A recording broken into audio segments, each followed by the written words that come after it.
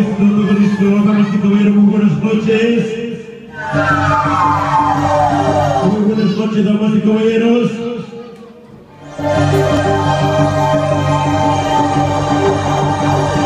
Todo listo, preparado estoy.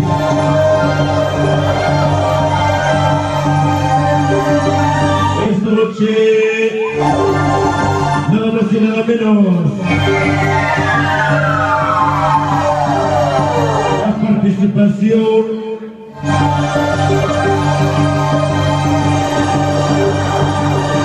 la pesadilla de los sonidos. Sonido.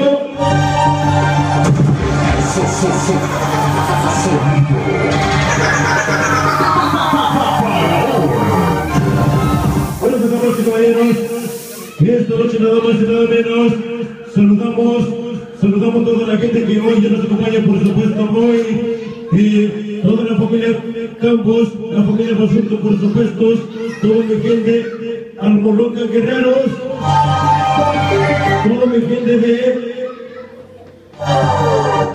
de Guerrero, por supuesto, hoy. Esta noche nada más y nada menos saludamos toda mi gente de Nauboca Guerreros. Esta noche queremos escuchar un fuerte aplauso para los festejados, a la de unos, a la de dos, que se escuche un fuerte aplauso para los festejados.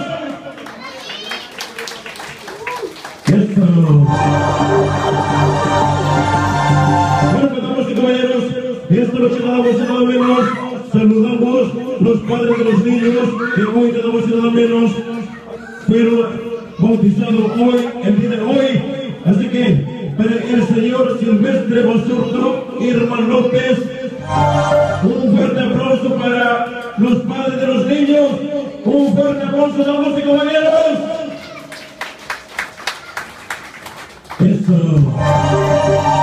Bueno, pues damas y caballeros, esta noche nada más y nada menos saludamos el padrino de bautizos, Fidel Martínez Tomasa de Jesús Díaz.